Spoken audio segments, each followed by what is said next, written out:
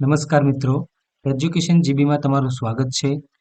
જો તમને મારો આજનો આ વિડીયો ગમે તો વિડીયોને લાઇક કરજો, શેર કરજો અને ચેનલને સબસ્ક્રાઇબ કરજો, જેથી આવનારા નવા વિડીયોનું નોટિફિકેશન તમને મળતું રહે. તો ચાલો જોઈએ ધોરણ 5 સ્વાધ્યાય પોથી ભાગ 3 એમાં ગુજરાતીના એકમ નંબર 7 ઢેબરાનો ન્યાય. પ્રશ્ન 1 છે કે નીચેના વાક્યોમાં ખોટી રીતે લખાયેલા શબ્દો શોધીને સુધારો અને વાક્ય ફરીથી લખો. પહેલો પ્રશ્ન છે, છજુ કાકા ઉત્સાહમાં આવી ગયા. તો અહીંયા ઉત્સાહ છે એને આપણે ઉત્સાહ કરીશું. તો છજુ કાકા ઉત્સાહમાં આવી ગયા. બીજું છે, એ દુષ્ટને સજા થવી જોઈએ. તો દુષ્ટ છે એની જગ્યાએ આપણે દુષ્ટ કરીશું. એ દુષ્ટને સજા થવી જોઈએ. ત્રીજું છે, તારી પત્નીએ ઢેબરા બહુ સ્વાદિષ્ટ બનાવ્યા છે. તો અહીંયા પત્ની અને સ્વાદિષ્ટ, તો આને આપણે પત્ની અને આને સ્વાદિષ્ટ કરીશું. તો તારી પત્નીએ ઢેબરા બહુ સ્વાદિષ્ટ બનાવ્યા છે. ચોથું છે, જાગૃતિ આઈસ્ક્રીમ લેવા બજારમાં ગઈ. તો અહીંયા જાગૃતિ અને આઈસ્ક્રીમ આ બંને આપણે અહીંયા જાગૃતિનું જાગૃતિ કરીશું અને આઈસ્ક્રીમનું આઈસ્ક્રીમ કરીશું. તો જાગૃતિ આઈસ્ક્રીમ લેવા બજારમાં ગઈ. પાંચમો છે, રેતવા તળાવ પાણીના રંગને કારણે પ્રસિદ્ધ છે. રેતવા તળાવ પાણીના કારણે પ્રસિદ્ધ છે.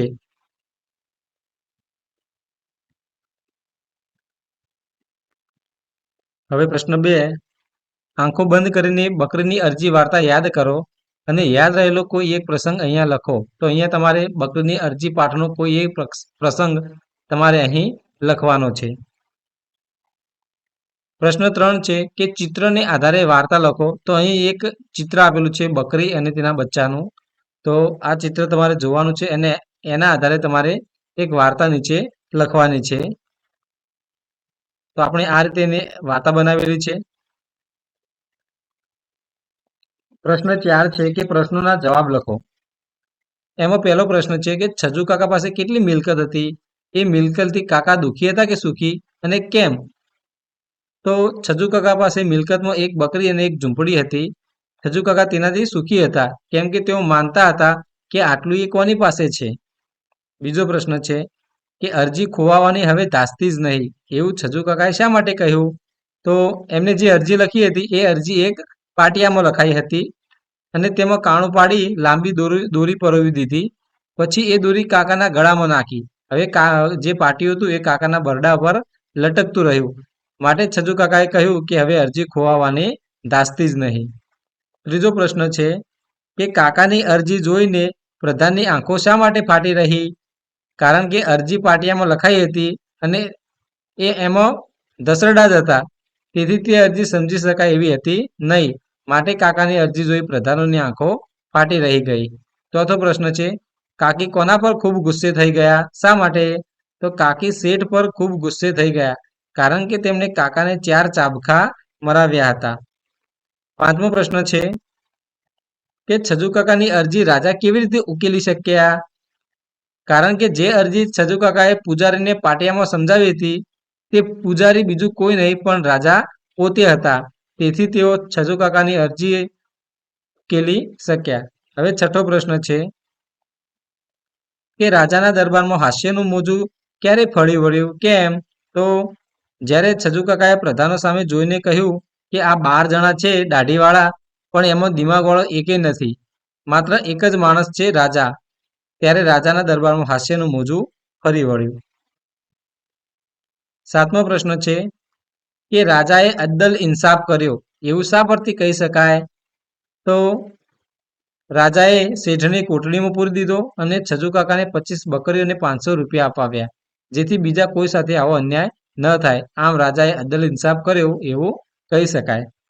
હવે પ્રશ્ન 5 છે કે કૌંસમાં આપેલા શબ્દોનો ઉપયોગ કરી વાક્ય પૂરું કરો.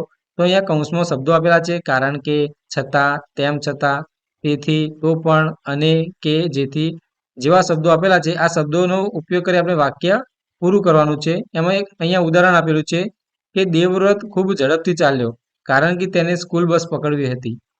હવે પહેલું છે, દેવિકા દાદા સાથે દેવદર્શન માટે જશે અથવા બગીચામાં જશે. બીજું છે, પલકે પપ્પા પાસે જીદ કરી કે મારે મેળામાં જવું છે. ત્રીજું વાક્ય આપણે બનાવીશું કે છતાં પણ તેને પરીક્ષા આપી. તો અહીંયા આપણે બનાવીશું કે તે ખૂબ જ બીમાર હતો, છતાં પણ તેને પરીક્ષા આપી. ચોથું છે ખાલી જગ્યા તેમ છતાં તે પરીક્ષામાં નાપાસ થયો. તો આપણે અહીંયા લખી શકીએ કે રાજે ખૂબ જ મહેનત કરી, તેમ છતાં તે પરીક્ષામાં નાપાસ થયો. પાંચમું છે માતાએ તેને ખૂબ સમજાવી, તો પણ હેતલ માની નહીં. છઠ્ઠું છે ખાલી જગ્યા એ ખૂબ હસ્યો, તો પરેશે જોકર જોયો, તેથી એ ખૂબ હસ્યો. સાતમું છે આકાશમાં કાળા ડિબાંગ વાદળ હતા, છતાં વરસાદ પડતો ન હતો. અને આઠમું છે મિતેશે મોબાઈલમાં અલાર્મ મૂક્યું કે જેથી સવારે વહેલા ઉઠી શકાય. હવે પ્રશ્ન 6 આપેલો છે કે તમારા પાલતુ પ્રાણી અને તમારી વચ્ચે થતો સંવાદ લખવાનો છે. તો અહીં તમે અને તમારા પાલતુ પ્રાણી વચ્ચે જે સંવાદ થાય એ સંવાદ આપણે અહીંયા લખવાનો છે. પ્રશ્ન 7 છે કે નીચે આપેલા ચિત્રમાં બંને કાચબા વચ્ચે શી વાતચીત થતી હશે? તો અહીંયા એક આ મોટો કાચબો છે અને એક નાનો કાચબો છે. આ બંને કાચબા વચ્ચે શી વાતચીત થતી હશે? એ વાતચીત આપણે અહીંયા આપણી રીતે લખવાની છે. જેમ કે કાચબો કહે છે કે બેટા ક્યાં જાય છે? તો બચ્ચું કહે હું બહાર રમવા જાઉં છું. કાચબો કહે તો બેટા રમવામાં ધ્યાન રાખજે, રસ્તા પર ના રમતો. બચ્ચું કહે હા હું ધ્યાન રાખીશ. હવે પ્રશ્ન 8 છે કે શબ્દોની ઉલટા સુલટીનો આનંદ લો અને વાક્યમાં પ્રયોગ કરો. અહીંયા ઉદાહરણ આપ્યું છે કે ઇનામ અને મનાઈ. અને આના પરથી આપણે વાક્ય બનાવવાના છે કે યજ્ઞને કરાટેની સ્પર્ધામાં પ્રથમ ઇનામ મળ્યું. મિતાંશને મોબાઈલમાં ગેમ જોવાની મનાઈ હતી. હવે પહેલો શબ્દ છે કે મહેર. તો મહેર પરનો ઉલટો બને છે રહેમ. તો મેઘરાજાએ મહેર કરી, સારા કામ કરવાથી ભગવાન આપણા પર રહેમ કરે છે. બીજું છે કલમ મલક. પહેલાના લોકો લખવા માટે કલમનો ઉપયોગ કરતા હતા. અમારા મલકના માનવીઓ માયાળુ છે. ત્રીજું છે તરસ અને શરત. મને તરસ લાગે છે, તેને મારી સાથે શરત લગાવી. તેને મારી સાથે શરત લગાવી.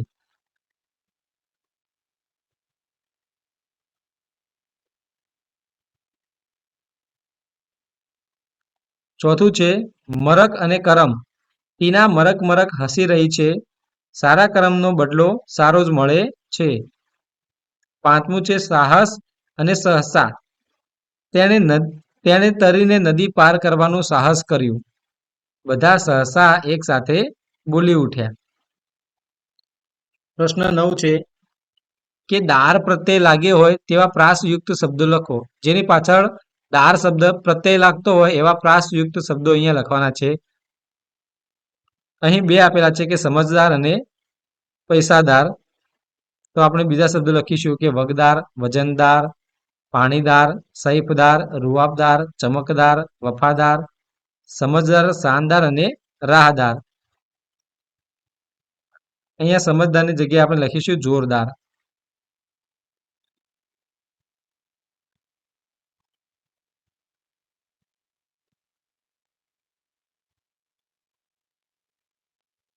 હવે પ્રશ્ન 10 છે કે બે વાર ઉચ્ચારણ થતું હોય તેવા શબ્દો લખો અને તેનો વાક્યમાં પ્રયોગ કરો.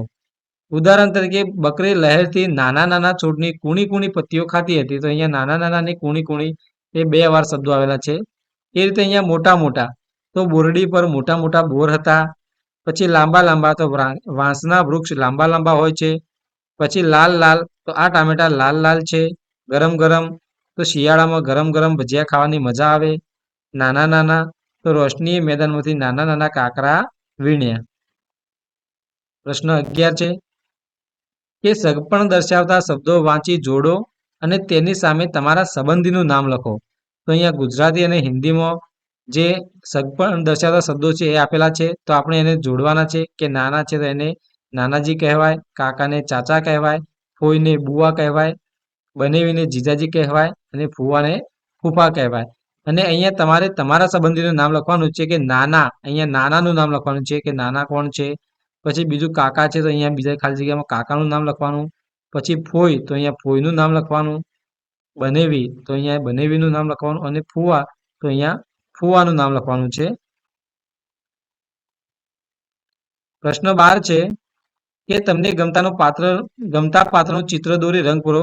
તો તમને જે પાત્ર ગમતું હોય એ પાત્રનું ચિત્ર આપણે અહીંયા દોરવાનું છે અને પછી એ ચિત્રમાં આપણે રંગ પૂરવાના છે. પ્રશ્ન 13મો છે કે છાપામાં આવતી જાહેરાતનું કટિંગ અહીં ચોંટાડો અને તેને આધારે 5 પ્રશ્ન બનાવો. તો અહીં તમારે છાપામાં જે જાહેરાત આવી હોય એ જાહેરાતનું ચિત્ર અહીંયા ચોંટાડવાનું છે અને તેના આધારે નીચે 5 પ્રશ્નો બનાવવાના છે. આ રીતે તમારે 5 પ્રશ્નો બનાવવાના છે. જો મિત્રો તમને મારો આજનો આ વિડીયો ગમ્યો હોય તો વિડીયોને લાઇક કરજો, શેર કરજો અને ચેનલને સબસ્ક્રાઇબ કરજો, જેથી આવનારા નવા વિડીયોનું નોટિફિકેશન તરત જ તમને મળતું રહે.